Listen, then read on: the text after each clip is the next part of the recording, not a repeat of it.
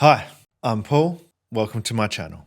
I originally started this channel with my friend David under the name Godwit. He's now started his own separate channel using the name Godwit. I'll link to it in the description. Go check it out. All the videos we made together for the Godwit podcast are still right here on this channel. But now that I'm rolling solo, I'm calling this channel The Story and the Shape.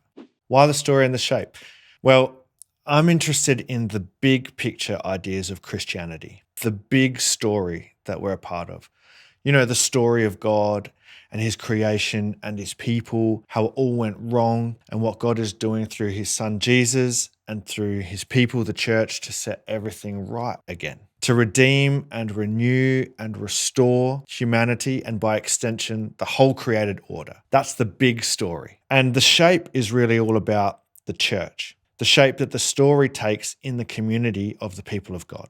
I've been a part of the church my whole life, and since my teens, I've often been in leadership roles within the Christian community. I've also been reading the scriptures pretty much since I was able to read. But for a long time now, I've felt an increasing tension between the story I read in the Bible versus the story I hear most often expressed in modern Christianity. There's a bunch of things that often don't line up, and I've experienced a very real tension between the shape of the church and the Christian life that I read of in the Bible versus the shape of the average modern church. Not in every way, of course, but in enough ways to be significant. And I know I'm far from being alone in feeling these tensions within the story and the shape. There's a lot more to it, but if I had to boil this tension down to one concept, it would be this: passive versus participatory.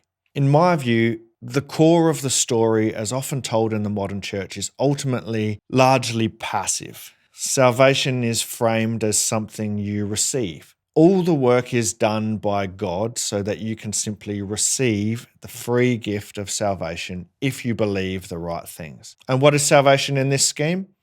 An eternity in heaven in the afterlife. But that's not the story I see in the Bible. It's not a story about God rescuing souls from the material realm and taking them off to an eternal heavenly holiday. It's actually a story of God redeeming the whole created order and making it right again. God's plan is the restoration of the material created world, not an escape from it. In this story, salvation is not something we passively receive, it's something we actively participate in. Salvation is not a ticket to heaven, it's active participation in the kingdom of God. It's a partnering with God in our own restoration towards being true humans again, as well as partnering with him in his work towards the restoration of all of creation. It begins now in this age and will ultimately be fulfilled in the age to come when we receive immortal material bodies and live with God, not in heaven, but here on a renewed creation. In the same way, too much of the shape in the modern church is also largely passive.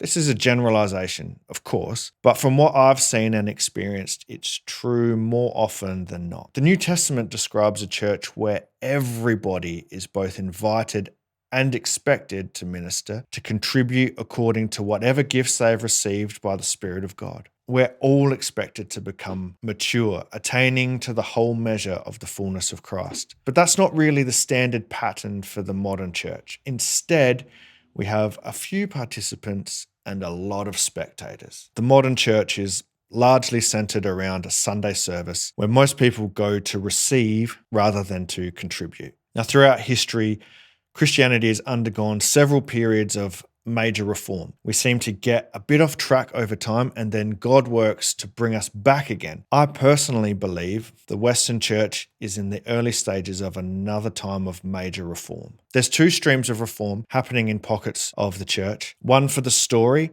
and one for the shape. And in some places, they're both happening together. But both streams of reform are, to a fair extent, not that accessible to the regular Christian. You won't hear about it in most churches on a Sunday morning. These reforms are kind of locked up in seminary courses or books that most of us don't know about or don't have time to read. But that's where this channel comes in. I'm an avid reader and researcher, and I ask a lot of questions. And one of the ways God has gifted me is in being able to understand complex things and then break them down into a more understandable, more accessible form. So I invite you to join me on my journey of exploring how the story of God and his people and the shape that the story takes are being reformed in the modern church. This channel is an expression of my journey that I hope you'll find helpful, but I want to hear what you think as well. So feel free to hit me up in the comments. Thanks for joining me.